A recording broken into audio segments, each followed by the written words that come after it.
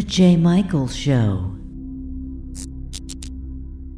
Welcome to the show. Our guest today is Corin Nemec, and I'm saying that right, I hope. Let's meet Corin. Nice to meet you. Yes. Corin Nemec is, Nemesis. It's been said a million ways. Nemesis, I have been referred to as that in some movies. Okay. All right. Well, let's get started. How did you get started in acting? Really, I got started in acting when I was in 8th grade, and I had a desire to have the experience of what it's like being an on-set actor as a child, because my father is also in the film business. He's a production designer. At the time, he was assistant art director on a movie called The Goonies, which had a huge impact on my life when that movie came out. In two ways. One, because I just thought it was just a fantastic movie and what a great adventure these kids got to go on. And two, I understood what it took to make that movie, what went on behind the scenes, because I had been on sets with my dad when I was a young kid and all of that. So I had seen, the different departments and the goings on. And so I understood, the machinations of it. I wasn't totally bedazzled by the magic, so to speak. And it inspired me to want to become an actor at a young age and be able to have at least some version of that experience myself while I was still a child. And it just so happened that in my school at the time at Walter Reed Junior High in Studio City was an actor named David Van Gorder, who at that time in the mid 80s was well known for playing the role of Waldo in the Van Halen music video Hot for Teacher. And so I was fascinated by the fact that he was doing it for real. Mm-hmm. And here I had this idea of doing it. And he told me that he was in a really great acting class, one called Center Stage Los Angeles. The artistic director is Kevin McDermott over there. And he had it was an acting class strictly for young adults or kids from age 12 to 17. I guess you can't really call that young adults per se, but and he had a great technique. He used a lot of improv, which really loosened us up as creative individuals, and helped us to become comfortable on performing in front of people and on set and all of that, without being too caught up in what was on the page. So making a long story short, I studied at this acting class for about 6 or 8 months, and we did a showcase for agents and managers. And I did a couple of scenes, one dramatic, one comedic. And I signed with an agency called Abrams, Rubaloff, and Lawrence, and started auditioning, within a couple of weeks of signing with them. And the first audition I went on was through Paul Ventura Casting, who cast me in a number of commercials after this, but it was for Suzuki Motorcycles for their 1986 Super Bowl ad. I got the part, and it was great. It was a great advertisement. It played huge, and it was their Suzuki's big ad for the Super Bowl that year. And so it was a really cool occasion. And it wasn't long after that, really, in all honesty, maybe another 6 months, four months maybe, that I ended up landing the role of Noble Tucker in the movie Tucker, playing Jeff Bridges' son, directed by Francis Ford Coppola and shot by Vittorio Storaro, one of the most incredible cinematographers in the history of film. So, earlier, after that, I was off to the races. Yeah. Earlier, you mentioned being inspired by a music video, but you were in a music video yourself with Toby Keith, right? Yes, Toby Keith and Willie Nelson in their wonderful song "Beer for My Horses," just a great hit. It still is, and what an absolute tragic loss for all of us. Losing Toby Keith recently was really a shock. I can tell you that. I was very shocked. You just have to count your blessings every single day. That's one thing that I certainly realize when I stretch my arms in the morning.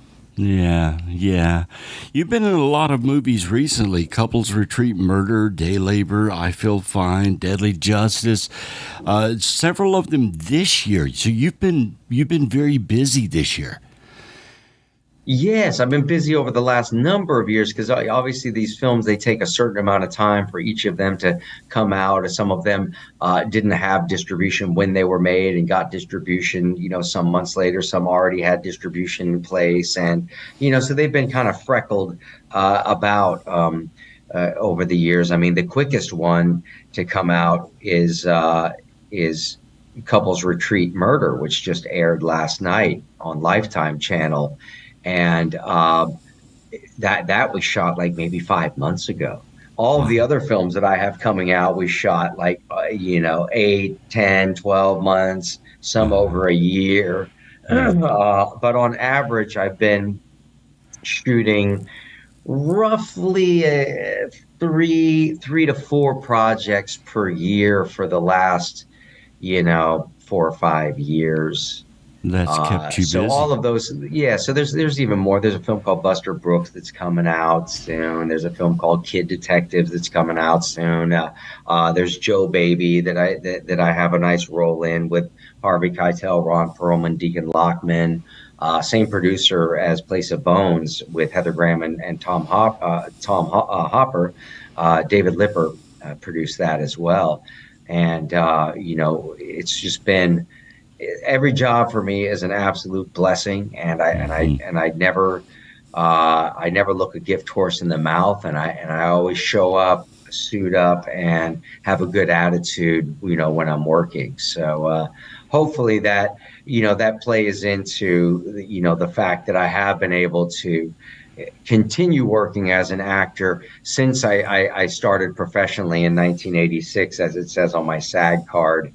Uh, and really never having missed a year without employment, except for the time when I gotten injured in a boat wreck filming down in Belize and almost died and was in all kind. I had 5 surgeries and was in inpatient physical rehab and learning to walk again and all of those things. Now it's not we don't have to get into all of that, but that was the only thing that put me out of work for the longest period of time because I wasn't able to work. But even during that, I managed to shoot, an online web series for Star Trek called Star Trek Renegades, Hmm. which I had a small role in, and and got out to L.A. for that. It was flown out to LA for that and shot out at a studio in Burbank. And even though I was walking on a cane and couldn't do anything, they shot around that so you wouldn't know. But so even during that time period, I still found a way to, continue working. You were recently, at least I noticed on Instagram, that you were posting on a Western that you've done. Which one was that? That's Place of Bones. That's coming out August 23rd. There's another one that I did somewhat recently as well called Dead Man's Hand. That's based on a graphic novel that's published by Source Point Press that I co-wrote with the director Brian Skiba. I didn't star in that. In fact, I barely had a role in it, to be honest. But it starred Stephen Dorff and Cole Hauser and Hmm. Jack Kilmer, who's Val Kilmer's son, and he was really wonderful, great guy to work with, and all of that. I had a really good time on a western. I just love westerns. So fortunately for me, after I shot that one, I ended up landing this other one, Place of Bones, starring opposite Heather Graham. And then with a great ancillary cast surrounding her, myself, Tom Hopper, of course, is great from Umbrella Academy and Black Sails, and I think he was even in Game of Thrones early on. And some, I mean, he's a phenomenal actor, a really great actor. His character in Umbrella Academy is very quirky and very hilarious because for such a big, imposing looking guy, he's got a great streak of humor to him. It's really lovely. Hmm. But the director Audrey Cummings, who brought Place of Bones to life off the script, that is, it just she did a fantastic job. The cinematographer on that had done a number of Quentin Tarantino's early films as well. He has a great eye and really delivered in terms of the cinematography, the look of it, the feel of it. You really believe the world they're in. The wardrobe looks great. It's a wonderfully written screenplay, just wonderfully written, and it was a role of a lifetime for me, to be perfectly honest. The Mhm. way it was written, I don't like comparing it to Hateful Eight because it's not a fair comparison, because the pacing of this film, Place of Bones, is a lot tighter, and it has more of a gallop to it. Mhm. But it has scenes that allow the character relationships to breathe, and allows the audience to really actually get to know a bit more about who these people are and what's going on and how they're playing against each other and things like that. Where in some cases, in some films that are geared more towards, along the line of the action thriller type of thing, some of those elements can be lost. Whereas this does have that kind of slice of life feel to it, as well as the intensity and a nice pace. So I'm extremely excited about it. I was given an opportunity to perform some extremely well written scenes with some great actors, and I can't wait for that film to come out. I think that it will uh, certainly should put me back underneath the microscope. Well, let's go back and revisit your. You mentioned earlier that you had an accident in Belize. What happened to you? I was filming a movie down there, and Mhm. we were traveling out to the work to film on one of the keys off the coast of Belize City, and in a boat that wasn't safe, that none of us knew wasn't safe, Mhm. and it wasn't properly piloted, and it ended up at a very high rate of speed, because you have to drive fast out there because it's very shallow water, and when you have a lot of engine weight in the back, Mhm. you can bottom out, or you can get tangled up in a lot of seagrass and stuff. So, at a ridiculous high rate of speed, we crashed into an old shipwreck that had been out there since the 1960s. It's a famous dive site that every single fisherman and person that has a boat in the whole area knows exactly where this thing is. It Mhm. never should have happened, and I shattered my femur Ooh. into 7 pieces. It was incredible they were able to put it back together again without me losing any length in my leg, and I almost bled out, and I had some other internal injuries and stuff, and it took 5 surgeries and a year and a half of rehabilitation, to be able to get back to somewhat of a normal kind of routine of living life. Yeah. It to some degree, it affected my ability to do a lot of this, or at least feel comfortable in doing a lot of the stunt work that I used to do Mhm. in myself. But you know, which has certainly made me more cautious Mhm. in roles that I take, even sometimes, depending. But it was an event that thankfully I lived through, and was able to continue working afterwards from, because Wow. for all intents and purposes, it could have been a career-ending Yeah. injury. Or it could have ended in death. Were you thrown out of the boat? No, fortunately not. No one was, thank God. I Mhm. don't know how. It was one of those uh, sort of, I don't know. I don't want to get otherworldly about it, but it was an absolute miraculous event, the way that boat actually crashed in the specific way it did. If it had gone 1 centimeter off in any given direction, Mhm. it could have been devastating for every single person on board, about 18 people on board. And for whatever reason, I was in the sweet spot. Nobody else got anywhere close to as injured as I did. I don't know. I wasn't sitting anywhere different than anybody else, but Yeah. for whatever reason, man, I was in the sweet spot. Wow. Wow. Well, I'm glad that you're okay now. You had that sort of sidetracked your career. Did the writer's strike affect you? Um, you know, yes and no. Um, if projects that already have a go ahead before strikes happen, Hmm. then they are basically grandfathered, to be allowed to continue their filming. Some projects shut down, some don't. It all depends on who all is involved in them. Hmm. I was fortunate enough to have been involved with a couple of projects that were already greenlit and already financed before the strike. Hmm. So we were able to go into production and shoot those regardless of the strike. When you have strikes like with the Teamsters or the Grip and Electric or other unions like that, those can have a far greater impact on on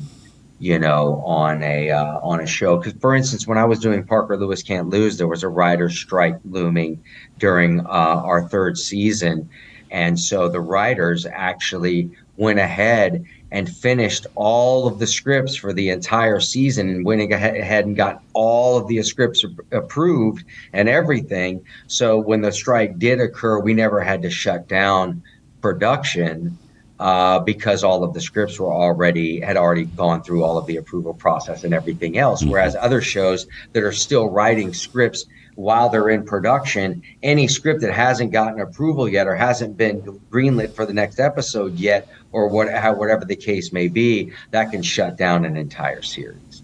Yeah. You are known for Parker Lewis Can't Lose, and also Stargate SG-1. You came in basically and replaced the character of Daniel Jackson on that show. Was that kind of unusual for you to be brought into a series like that? I don't. I wouldn't say unusual. It was a godsend. I mean, it's every Yeah. actor's at least most of the actors that I know who've been in the industry as long as I have. If you're climbing the mountain of success in the A-list film world, Hmm. the competition is obviously fierce. I don't have any fear that my talent doesn't compete with anybody on that level, Hmm. but to inch your way up into that category, uh, it's such a tough road. It's any actor who's worth their chops can do it, but in the process of getting from if you want to be an actor, your job is to act. If you're going to sit around and wait for that one big chance and not take all of the other chances that are offered in between, then the chance that you may have that opportunity could Hmm. completely evaporate. A lot of my experience working on smaller films is that the directors, producers, and sometimes the writer producers or whoever go on and do bigger things Hmm.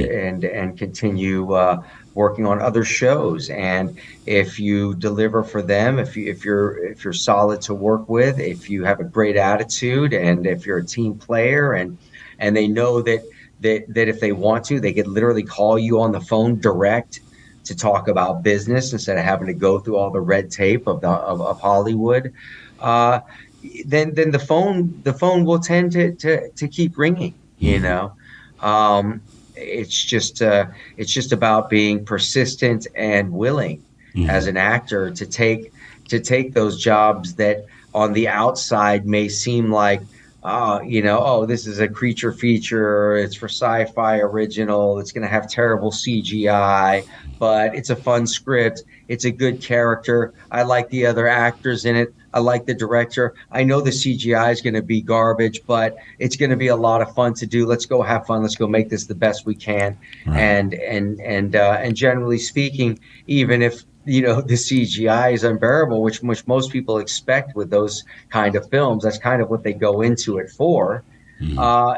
If the rest of the film is palatable and fun and enjoyable to watch, and the story has a good through line, then we've done our job very well, and I'm proud of that. I'm proud of all of that work. I don't ever look back on really any of the stuff that I've done and really, really look down my nose at it, except for one Lifetime movie I did called I don't know, it was the wrong cheerleading coach or something, and I wanted to wear glasses because the other character in the movie that was the love interest wore glasses, and then the girl that was stalking wanted to wear the glass. So the glasses became a thing, but the props department, they only had real prescription glasses. Uh-huh. They didn't have fake lens glasses with just clear glass. Uh-huh. And yes, I need glasses for when I'm looking like this close, but they didn't have, the only readers they had looked like readers. Yeah. But I needed glasses that looked like I needed them. So the ones that I had were like Coke bottle glasses.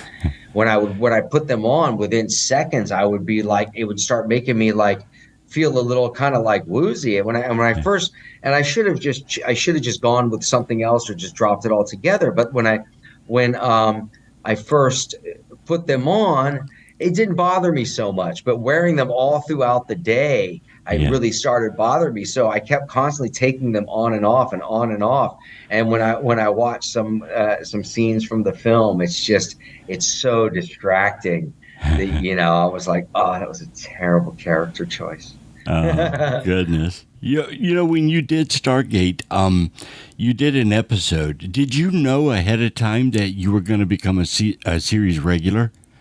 I knew that there was that I had an opportunity to become a series regular based on how the episode that I did in the end of season 5 went over, how I worked with the other actors, how the crew responded to me. I mean, they were a family. Stargate was a full on family. At that, even though they were, 5 years doesn't seem like a long time, but when you work that many hours together for that long of a shooting schedule, because they were usually 8 to 10 days per episode.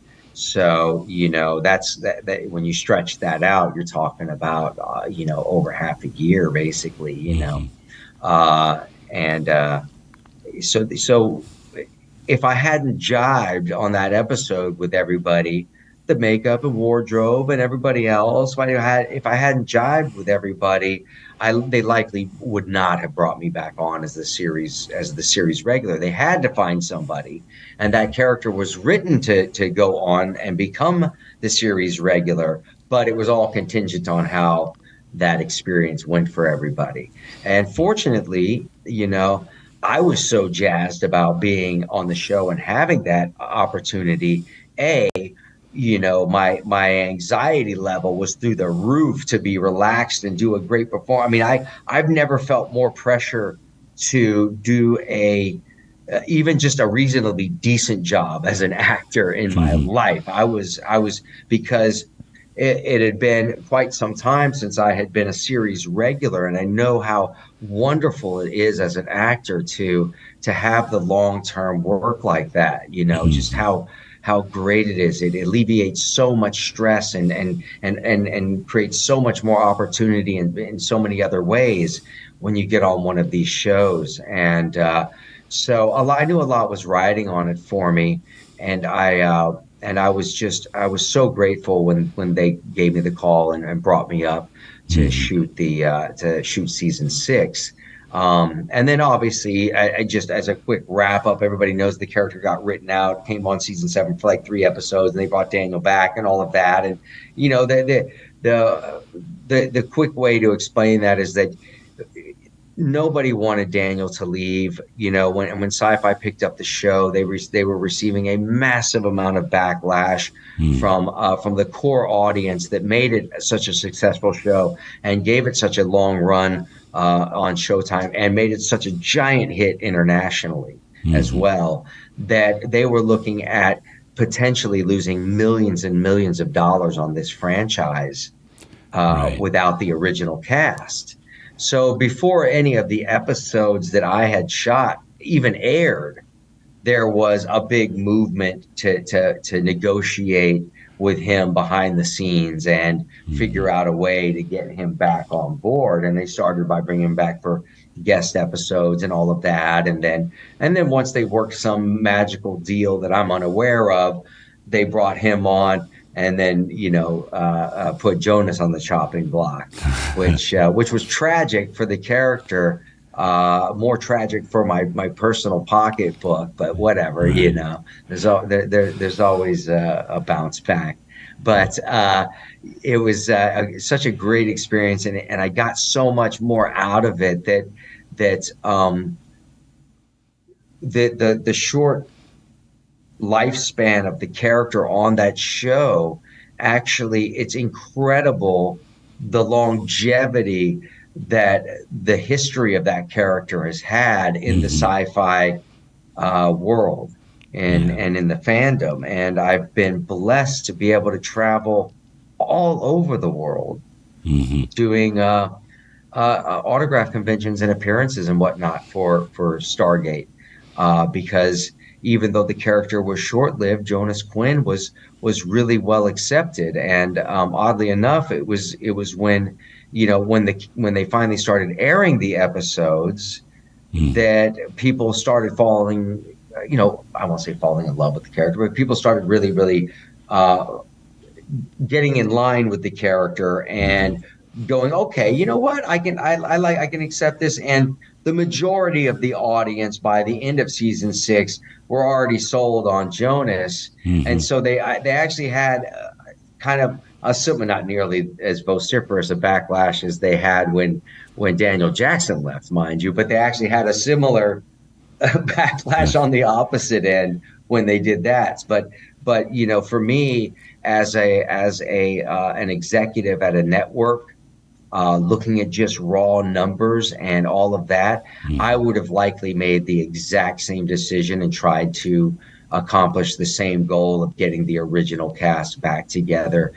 So I don't blame anybody, for or I don't hold a grudge, I should say, against anybody for that decision having it had to be made Hmm. one way or the other. And if they had rolled the dice with me and went the opposite way and said, "Nah, let's just see how it plays out. Let's give it one more season with Jonas. Let's just, I really think that you know, it would have been Yeah. off to the races. There'd have been no turning back at that point." Well, for the obvious reasons of doing the TV series, you're steady money. Do you prefer to do a series for like an entire year or a series of movies during the year? No, I learned a long time ago that series work is the best work that you can get as an actor. It doesn't matter if you're fifth or sixth billing, if you're a recurring character that's only doing 8 out of 12, but has a really good part in it, and or if you're wherever you're at on the call sheet, so long as you're on the call sheet every season for 5 to nowadays 10, 12, 18, 20 seasons. Hmm. It's I mean, what more could you ask for? it's Right. it's it's you no longer have to be a gig worker. Right. You know what I'm saying? it's Yeah. it's that the hustle ends, and then the true enjoyment of life actually can begin when the because anybody who tries to seek a successful career at anything Hmm. knows, especially when you're a gig worker. So let's say that you do construction, but you want to be a contractor, and you have a bachelor's in some engineering, you understand architecture, you have all of the stuff you need, but all you have is a day labor job on construction crews. Hmm. How do you work your way up from day labor construction crew guy to the contractor, to the designer, the developer, and so on, Hmm. to where now you're developing entire communities, you're developing if that's the goal, obviously, then how does anybody get there? It's like being a janitor but wanting to have a janitorial company, Yes. being a trash man but wanting to own the trash service. It Right. doesn't matter whatever it is that you're doing. The work to get there can be arduous and painstaking, and as we all know, we may never get there. I mean, never get a series regular again on a show. I mean, I have a show right now that me and Jason London created together called Blackwater Blues that we shot a wonderful 26 minutes pilot presentation for. It's all packaged up, ready to go. All the seasons are thought out for at least the first 5 season arc. The whole first season is written. It's a ready to go project. I mean, that's how desirous I am of seeing a series happen again, because it's so much fun as well. You get to work with the same people for a long period of time. So, that's something that I'm shopping right now. I don't want to be the kind of actor who sits around completely on the sidelines just waiting for auditions. I mean, I certainly do stay in touch with the producers and the directors and people that I've worked with while, doing what auditions do come through nowadays in the digital age. I don't trust an audition to save my life, because it just disappears into the ethernet, and it's just like, what is it? Where did it go? Did anybody see it? I never get responses. Nobody ever gives feedback. Nobody ever wants to call to get feedback, because nobody ever uses phones anymore. I Right. mean, they use phones, but they don't use them to make phone calls. How is it different now auditioning than it was, say, 15 years ago? Well, even 15 years ago, that was before they started doing the digital auditioning thing around 2015 is when I started receiving emails that I needed to record and submit my own audition, to a casting director. And I just thought it was the strangest damn thing ever. I wasn't excited about it at all, because the difference is that even if you're doing a pre-read, at least you're in the room physically with the casting director, and that they're seeing your performance. And also you get to have a moment, at least even if it's a short moment, a personal moment, a moment where they get to vibe you. They get to see what kind of energy you're coming in with and leaving with, and what you bring there to the table. And if they see something in you that looks like it might be right, and give you the time, they might make a suggestion. And if you can take their suggestion, make it part of that of your take two, and deliver the results exactly as they want, you're that much closer to getting in to read for the director and the producers, and then maybe the network or the studio or whatever. Now with the digital age, it just goes into a big, huge, pile of mail with thousands of other ones, that if there's not some type of very personal connection with the casting director from one of the actors or from whatever, or if the movie or show is being packaged by one of the big agencies, then you're almost guaranteed that no one's going to see your audition. So being able to get in the room is what leveled the playing field, because if you had an agent or manager who was even relatively small in terms of their footprint in Hollywood, if they were eager enough, hungry enough, and had enough hustle and had enough charm and charisma, they could get their actors in the door. They could get their actors in the room, at least for a pre-read. And if you had talent and the pre-read went well, then you start developing a rapport with the casting director. Then the next time the casting director sees your name on the list, they go, you know what? Yes, definitely bring that guy in, because I haven't cast him. He's auditioned for me 6 times. I haven't cast him yet, but every single time he comes in, he blows people out of the water. He makes people think. He makes people chew on the characters. He's a great, whatever. And eventually you're going to land a job.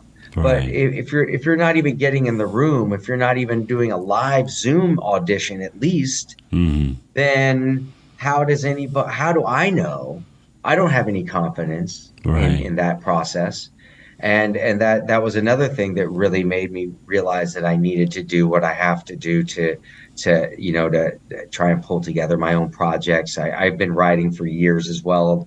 Quite a bit of my stuff has been produced, that's another part and parcel to this whole journey is getting into a position. If the series regular is not within reach right this second, it's always out there. The chance, the opportunity, it's always out there. But if it's not here right this second, then what can I do to generate whatever opportunity that I need, going Hmm. forward. And it's not easy because without a direct line to financing, as we Hmm. all know, everything is just ideas.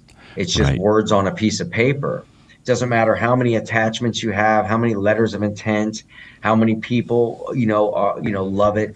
If there's no dough, there's no go. Hmm. So, at one time I was able to get to access some financing. It's hard to keep it in the loop for film, especially because the the projections for the return on investment are one thing, but the reality of how long it takes to see the return on your investment in the film business is a roller coaster. It can Right. it can go either way. So it is a tough sell, and getting angel investors to wake up to the fact that they can finance their own series and platform shows and actually make a huge amount of cash, because it's not just a one-off. The Hmm. series work, the limited series, things like that. That's where, on platforming, on streaming, that's where your real return on investment is going to come into play.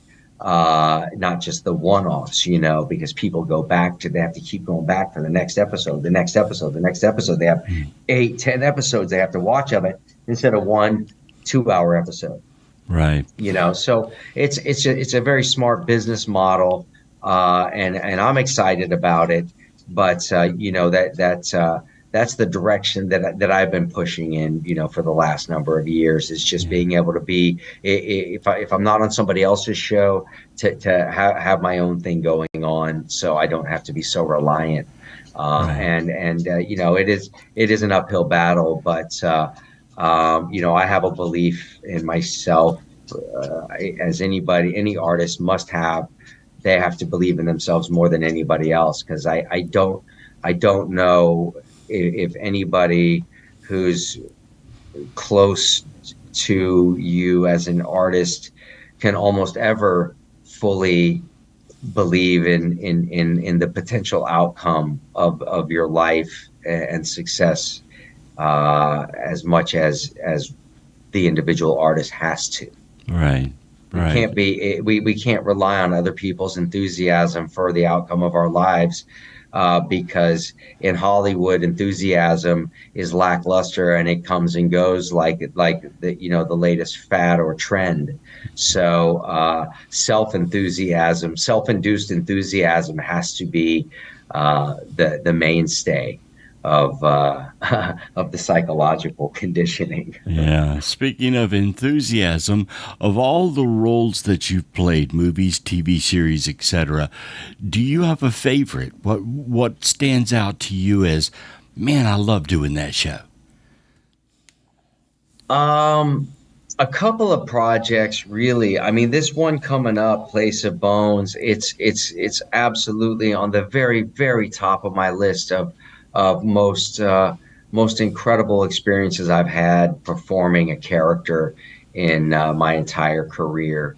And I'd say, outside of that, there's been some much smaller movies where I've really, really, really enjoyed the performance that I got to do in it, even though the movie didn't do a lot. There was one called Foreign Correspondence, where I play this kid from London who's traveling for the first time to the U.S. to meet up with a pen pal, and the romance doesn't really go the way he expects, and it kind of is.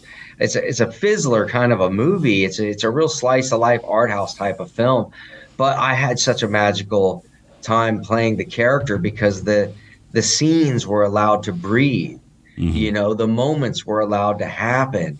When the character walked into the room, it wasn't right to the dialogue. It was, oh, the other person isn't in the room yet. What does this character do while he's in the room alone before the other person comes? What is it? All of everything breathed, and it was wonderful. And but as far as more mainstream performances I've done that I think were pivotal, I definitely believe that Harold Lauder in The Stand was one of them. That set that set me up for being able to play roles of the nemesis and the evildoer or the perpetrator of evil deeds, or once I did The Stand, I started getting cast as the bad guy, Right. and that wasn't the norm for me in my career previous to that. I was either the victim or the coolest dude in school, Hmm. you know, and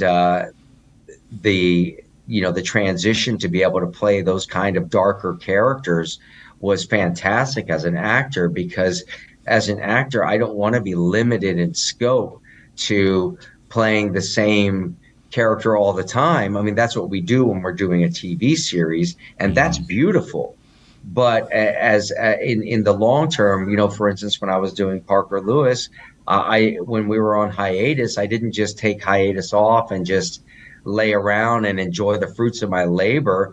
I did a dramatic performance in a movie of the week every single hiatus. So I did 3 movies of the week over the 3-year period of the 3 seasons of Parker Lewis. Hmm. First one was For the Very First Time. The next one was My Son Johnny, and the next one after that was Life Force Experiment, where I got to work with Donald Sutherland, which was just like ridiculous, Wow. amazing. Yeah. And so um, I would do the same in a new unit of time. If I got a series that's strictly dramatic, then every hiatus, I'm going to go and do something fun and comedic, Hmm. and take the opportunity of the financial freedom to play and enjoy doing roles that are not only beneficial to my career, but also a lot of fun to do. Yeah. Do you have any advice for, say, a young person that's getting into acting, someone that's just starting out? What would you say to them? The the advice that I have, I had the benefit of studying with some great teachers over the years, and one of them, Manu Tupou, who I studied with the longest from 1994 to 2005. He had a really magnificent technique called the New Era Acting Technique. I have a book out that I wrote called "How to Creating a Character for the Stage or Life." That's a novella that's based on his technique. Hmm. That's on Lulu.com. If anybody's interested, you can just search my name and find it. Um, but he lost a lot of actors. A lot of actors came and went from his class. A lot of them only lasted about 6 months, 8 months, and then they'd want to go on to another acting teacher or something, because he never offered a short road to fame, success, accolades, or anything else. He said he was teaching a way of life, not a technique for becoming famous, and that if you believed yourself to be an actor and you aren't acting, then you're delusional. Hmm. So in that essence, what I mean by that is that if you're going around in life um, telling people that you're an actor, and that this is what you do and this is what you are and all of this, I mean, this might help in that kind of positive future building sort of mind game that we can play with ourselves. But at the end of the day, the brass tacks of it are that you are only an actor when you're acting, and can only refer to yourself as an actor when you're either rehearsing for a role, reading a play, or performing a role. Hmm. And because that's when you're acting. If you're not acting, then you're doing whatever it is that you're doing besides that. If you're making dinner, you're a cook. If Hmm. you're doing laundry, then you're a laundry doer. If you're baking cookies, you're a baker. If you're cleaning your toilet, you're a janitor. Whatever it is you're doing in the moment is what you are in the moment that you're doing it, and not to take the delusions of grandeur that we have for the outcome of our careers as being the end all be all of our experience, because 99.9% of the actors that go into Hollywood to become working actors, not even famous, just to become working actors, don't. Hmm. And So the miracle that I'm still here is incredible. But the main point that he was making to the young actors that were just starting out was that, you have to be willing for this whole vagabond, bards, gypsy lifestyle. You have to be willing to embrace that potential of whatever your life is going to be if you're wanting to become an actor, because like I said, you can only be an actor when you're acting. So what are you acting in? Right. What are you performing in? What are you rehearsing? What is it that's going on that allows you to say that you are an actor in those moments? And that's what over time will create a rhythm and will create opportunity, Mm. is in recognizing that, oh, I mean, that's part of why I've survived as an actor, because if I'm only an actor when I'm acting, then I can't be turning down acting jobs, can I? Right. You know what I'm saying? So when Hmm. I've gotten these scripts where I'm reading the script and I see what they're paying, and I'm going, I feel absolutely offended, with this Hmm. many years in the industry, that this is what and then I go, you know what? That's my ego talking. Right. And certainly, yes, there is being fair, and there's being taken advantage of. And then there's also, what level of willingness do I have to see the character through, and to take part in my artistic outlet. Hmm. If I say, okay, well, I'm an actor, but I'm not acting, and you're giving me an opportunity to act, but I'm saying the exchange is out and you're not paying me enough for me to do that, but yet I'm willing to do it for free in my own living room when I'm auditioning for a TV show that I don't even have yet, what am I doing saying no? Right. What lunacy is that? Right. So there has to be a willingness of reaching out and finding it. And if you're talented, if you're good at what you do, then even if the film isn't that good, your part's going to stand out. You're going to be good. When people Right. watch the movie, they're going to say, that was the biggest piece of garbage I ever saw. But that cat that came in and played that lawyer and did those 5 scenes and did them so great, man, those were the only moments I was like, wow, this is a great movie. Right. And then suddenly it went back to being a piece of crap. So if you can be the reason why somebody even remembers the movie, or remembers Yeah. a scene from the movie, then you've achieved your goal. You've accomplished your goal, which is doing a vivid performance, doing a vivid portrayal of life, Mm. as a character. And that's where the magical moment happens that we seek as an actor, is that moment on stage when you completely lose yourself in this whole other world and this life. And at times, it actually can be difficult to just deal with normal, regular, everyday life, because the machinations of everyday life are so diabolically mechanistic in a way that is not natural and normal. The Mm. way that we're taxed, the way the financial system works, the way inflation works, how politics works, trickle down, economy works, how all of these things work. None of it's natural. It's all Right. man-made. It's all this. It can all be changed just through agreements, and by people coming together with new ideas and new ways of thinking and new ways of doing things. We can do it. Hmm.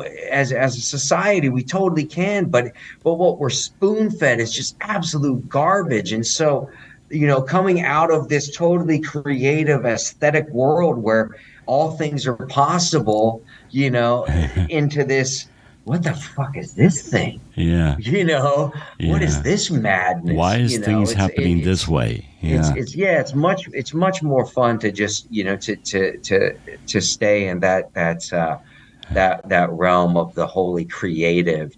And in many ways, we all have to stay in that realm of the creative, to the degree that we can outcreate our own problems and difficulties. Uh-huh. If we don't have a certain level of creative potential and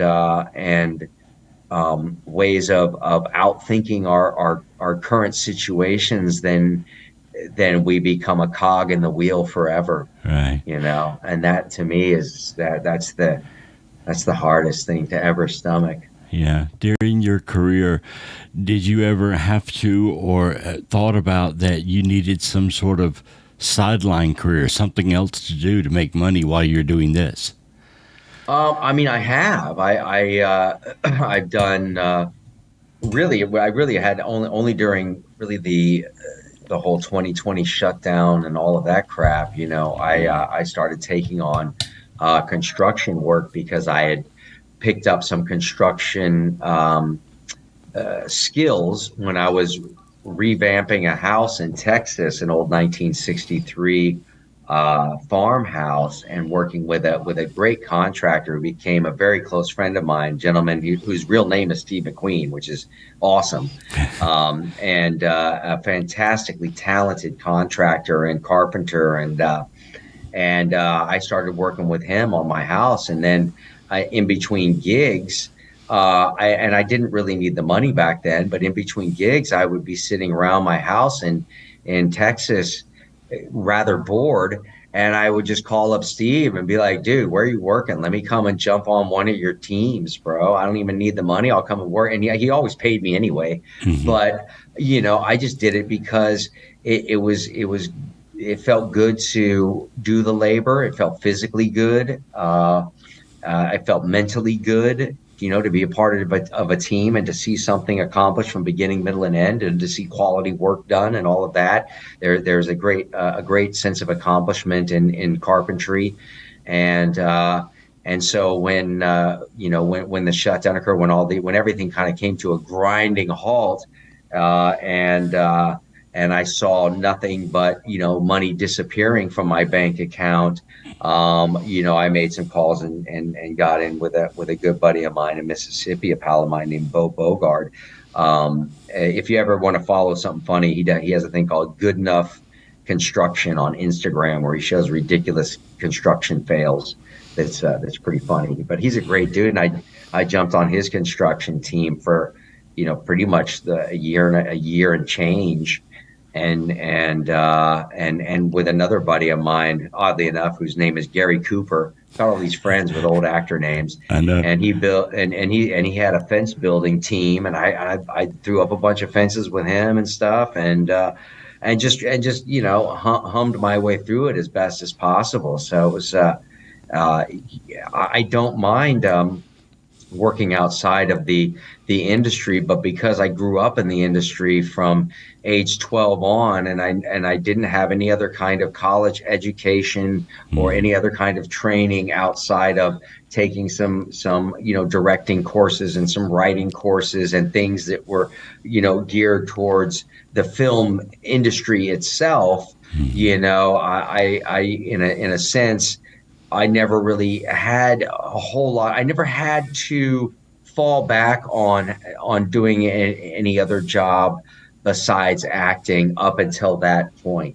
Yeah. I was able to make it, and really, I'm not saying that I ever achieved that breaking the glass ceiling goal of FU money that you can never spend, but at least I was able to look down the road and know that there was no catastrophes around the corner. So Right. that I know how people felt during that whole shutdown thing and all of that, because I had a lot going on at that time. I had a lot of projects in the pipeline. I had a lot of stuff that I was producing at the time, and some directing opportunities, and about five very, very serious and decent quality projects evaporated within 3 months. you Yeah. know and so like a lot of people do, who aren't expecting some calamitous event like that to come out of left field,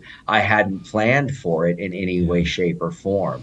So like so many others, it wiped me out. It wiped me out pretty bad, like Mm. so many others it did. So Yeah. I absolutely have a tremendous amount of empathy, because I still don't think that a good 50 50 to 70% of America still hasn't recovered from it. Yeah, I agree. I agree. There is who you are, and then there's what you are. What you are as a famous actor. Who is Corin? Well, I mean, Corin is just a stage name my mother gave me because she wanted to name me Corin when I was first born. But I have my father's name, Joseph Charles Nemec IV, as my birth name on my birth Mm-hmm. certificate. But at the end of the day, all of these are just identifiers. They're just Exactly. stamps. They go on something that people call a personality. That's a total machination of programming that we've been under our whole lives, from our socioeconomic programming, our cultural programming, our religious programming, our educational programming, our national programming, all our societal programming. There's a whole bunch of different angles that all go into the development of what we call a personality. Mm-hmm. This complex identity that's held in place by our own desire to be who we think we are. Mm-hmm. Because if we're not who we think we are, then who are we? And that's a very terrifying, kind of weird, strange thing to think about. That Mm-hmm. that in reality it's very Buddhistic, but my belief is that we're nothing, nowhere, and no time. As a spiritual being, we hold space everywhere and nowhere. Mm-hmm. The universe moves around and through us, not us around and through it. And that all of these identifiers that we have, that we label ourselves with, and the style of clothes we wear, and the music that we're into, and all of these things, all of these are traps. They're all traps. Every last one of them is a trap that's going to convince you that you are who you think you are, and harden this reality that we all design within our own mainframe in Mm-hmm. order to make sense out of this world that we're interacting with. Mm-hmm. So, in a sense of who's Corin, I mean, really, Corin's no one. I'm just really just as silly and as hippie as it sounds, just a being on a journey through life, who has had the blessing of being involved in the arts and entertainment industry, which for a spiritual being is probably one of the best possible industries to be in, because when it is good, you have the most freedom to be. Mm-hmm. And in a lot of ways in society and in our world today, we don't have the freedom to be. We have to be the way that we're supposed to be in the environment that we're in at the time. Whether that's at the office with the office protocols and office behavior and the dress code and all of these things. And, I'm not saying anarchy is the way to go. I don't believe that's the case at all. But I do think that we've stifled our own creativity and our own true potential in so many different ways that it's quite stressful, to see the conditions. For me anyway, it's somewhat stressful to see the conditions of humanity and the direction that we're going in as a whole. Mm-hmm. You know, but being zen about it, if the bird craps on your shoulder, you have to look at it as good luck. Yeah. you know. Yeah. Well, also on Instagram, you do a lot of painting, especially like tagging type paintings. This is another creative outlet for you. And I would like for you to tell me your feelings towards painting and designing and being creative. Yeah, I mean, my whole life I raised by artists. My mother was a graphic designer Mm-hmm. in the music business and the theater business, doing poster design for plays, and then was at Capitol Records for a time. And my dad was a production. He was an architect first, designing buildings and whatnot, before he became a set designer. But he went into that field as well, and it was I was highly supported being an artist. When my teachers would send home a note saying that I needed to focus more in class and stop drawing so much, especially not on my schoolwork. I loved Mad Magazine, and I loved how they had the little drawings along the edges of the Hmm. of the the comic book with these little stories. So I would do the same thing on my test papers and stuff. So I'd finish my test, and then I'd be sitting there, other people wouldn't be done, and so I'd draw silly little things on the test paper on the edges and stuff, Uh-huh. or my homework paper or whatever. And my mom's like, and my mom would just basically be like, ignore them. They just don't know what it feels like to draw something or whatever. She never came down on me for it and made me feel like I was doing something wrong, expressing myself artistically, and I grew up, during I became kind of, that in like around 9, 10 years old or so, that the breakdancing scene, the whole hip hop scene was going on. And breakdancing for me was just a thing. I just really dug it. I really enjoyed it. When I was around, 10, 11 years old, especially, I was like, me and my buddies had our own little breakdancing crew in Atlanta, and we'd go to Sparkles, which was the local skating rink that had a dance floor in it called the Launch Pad, and we'd go in there and battle other kids with our breakdancing and stuff. And we all had our breakdancing names. Mine was Kid Cruz, and we'd sneak out back of the roller skating rink, and like, sneak a cigarette or something, and like catch a tag on the roller rink trash can that said like Kid Cruz, Breakers Yeah. Rule, or something silly like that. And but as I started Mhm. drawing more of that, I remembered seeing this nationwide news report about a graffiti artist who had tagged the Hollywood sign. Mhm. And I was just, his name was Scene, Seen. I've actually met him in my adulthood, which is hilarious, because he inspired me to get into graffiti art. When I saw that, I was like, what? What lunatic does something like that? I mean, I kind of, I was not too far outside the city in Atlanta, but we lived in those, somewhat subsidized housing developments and stuff, Mhm. and lived in, I mean, it was basically like the apartment complexes we lived in were like 8 blocks by 10 blocks. They were like Mhm. cities. Yeah. So all of the kind of urban thing and all of that, all the kids were there, all the broken homes, all the everything was all there for us, Yeah. Uh, and so it was it was cool in that respect, because I wasn't disconnected from what was going on in the world. I wasn't like living out in some suburb, just totally just out to lunch, like, dude, there's just like everything's so cool and groovy. I was like in the grind going, yo, this sucks. Yeah. We got to work our way out of this.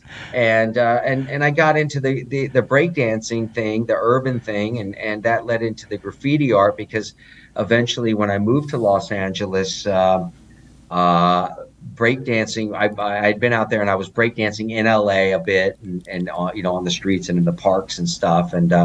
But pretty soon, it just wasn't hip to be walking around with a roll of cardboard and a ghetto blaster anymore, Yeah. and setting up shop places. And people were like, "Oh, dude, that's you're still breakdancing, bro." Like it moved into the clubs more than Yeah. anything. The hip hop clubs, there was still a lot of dance battles and stuff like that going on, everything, but it moved off the streets. And so the cats that I was with, we all had our breakdancing names or whatever, breakdancing crews and whatnot, and those transitioned into just graffiti.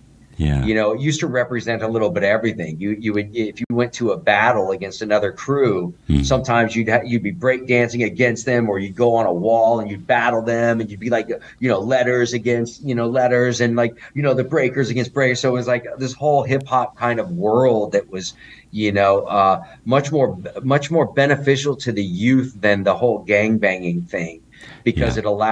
it allowed us to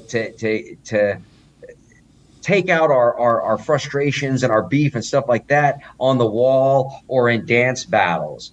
Mhm. And and then it pushed you to get better so that you could compete, and be better at what you did. And so I just segued into doing the graph thing and just was all into the graffiti scene.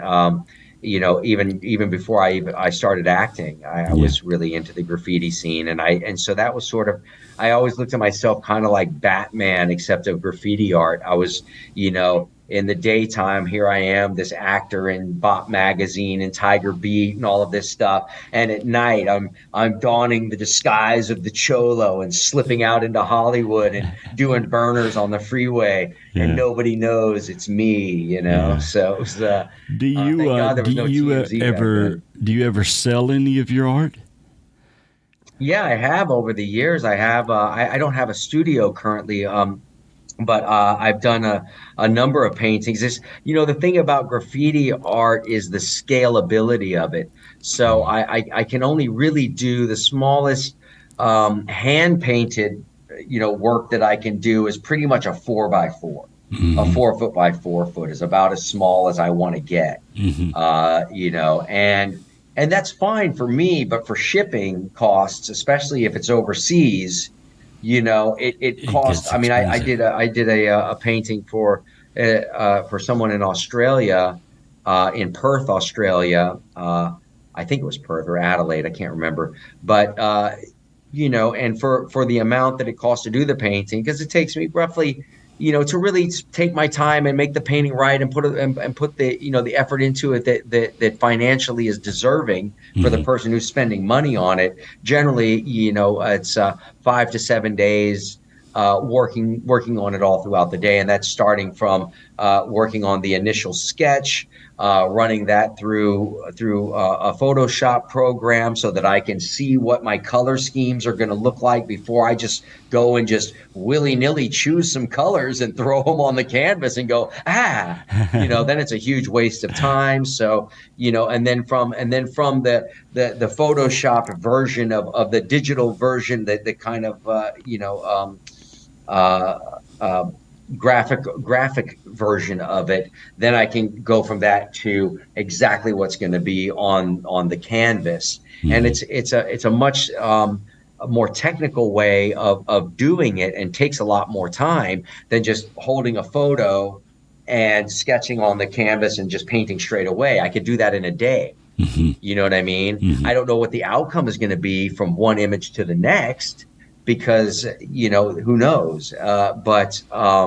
But when I do it the proper way, what I think is the proper way, that should be worth somebody's investment in the painting, Hmm. is for me to be able to have a full visualization of what this thing is going to look like before it looks like anything. Yeah. And also to play around with it as far as what is the style going to be like, because there's a lot of different styles that can be approached. It can be a softer, more realistic fade, or harder lines, more cut lines, kind of like anime style, or that like an 80s graphic style or whatever. But so it's I definitely put the time and effort into it to make the paintings turn out as professional and enjoyable as I can, because I want them to be timeless. I don't want them to be a tchotchke gift, that they buy, and then 8 months later they're like, "Yeesh, get that thing off the mantle." You know, what was I thinking? So I really want them, and I think I achieved that. I'm pretty happy with all the paintings that I've done.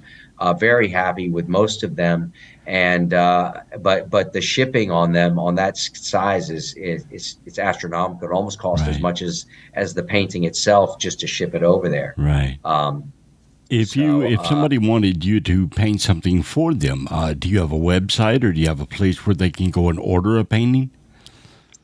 Generally, people can just hit me up on Instagram and DM me. I mean, that's how I was doing all of my uh, commissioned paintings in the last like 3 years ago, 4 years ago. I was doing quite a bit of them. I was doing maybe one every other month or so. Hmm. And it was great. It worked well for me. I had a great space to work in. I had a great air. It was outdoor painting area. It was great. It was all outdoor and indoors, both. It was covered and open. I was able to really crank out a lot of work. On the other side, there's the stencils. I do stencils as well, and that's a little bit easier to kind of market and sell. So if I do another run of stencils, I'll probably post about them. I did do a series of these clownfish stencils that I sold a number of. That was a lot of fun, and maybe I'll do another run of those.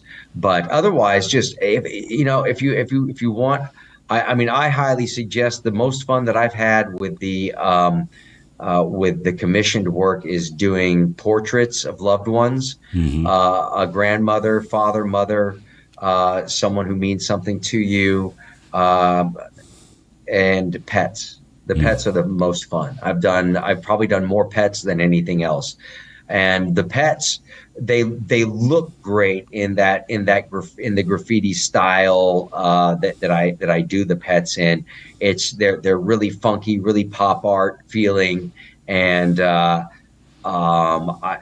everybody loves their pets. You want to immortalize your pet. I mean, you bring out the character of the pet itself in it. So you can find me on Instagram, and you can DM me on Instagram. If you find me on X or Twitter, whatever you want to call it, you would just hit me up directly, and then I'll DM you. So you can just hit me up on my main feed, because I never check my DMs on Twitter, because it's like there's so much weirdness in there. Oh, yeah. I learned years ago, like, just, you know what?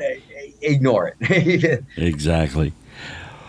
Well, also, do you have any new TV series, movies, something that's coming up that we should look forward to? Just the stuff that we've talked about. You mentioned a lot of them. There's a lot of stuff that's streaming right now that you can go and watch. Day Labor included in that, and Deadly Justice, which I wrote and produced and acted in. And I'm very, very happy with how that turned out for the tight budget that we were on. And then I have Joe Baby coming out as well, which people should certainly look for. That's going to be a good one. I Feel Fine, which you mentioned, is in the process of finding its distribution legs right now. It's got several very interested parties, as I'm told. And so that should be coming out in not too distant future. Buster Brooks, Kid Detectives, this one I just did, Couples of Retreat, Murder, and a number that I'm totally forgetting. And the most important one currently is Place of Bones, which will be coming out August 23rd. Paramount and Highland Group, and I can't remember the other distribution companies involved, but it'll be coming out through a Paramount distribution arm and get a limited theatrical, and then you'll see it on all the streaming platforms.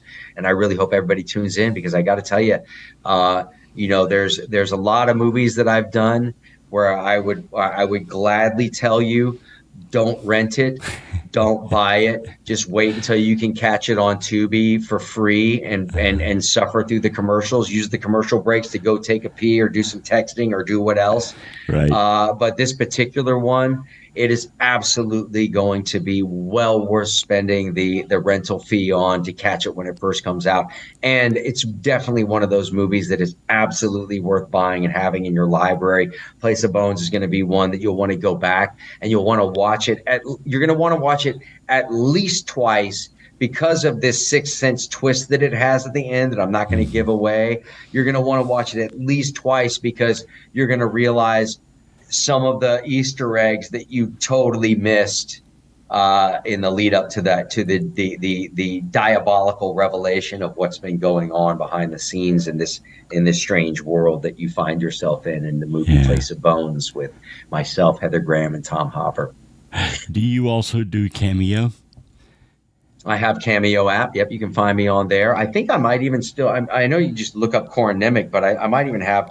I have myself listed across almost all the platforms as I'm Corin Nemec, the letter I, the letter M, and then my name, Corin Nemec.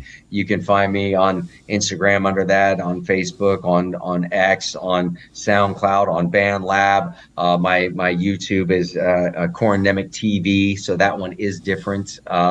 But on my YouTube, you can catch up on trailers that are going on, and the Love America tour that I did. If you feel like seeing interviews with the everyday average American, you can see those on there, and a bunch of other fun stuff I'm interested in, stuff I watch and crap like that. But otherwise, just catch up with me on Instagram or X. Those are the ones that I'm on most. And if you are interested also in getting any commissioned paintings done or anything like that, you can also hit me up on Facebook as well.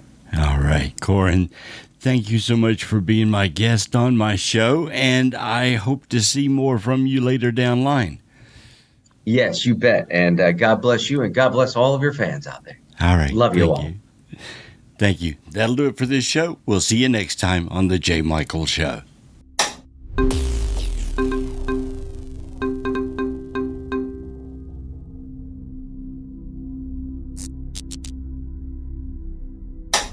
Goodbye.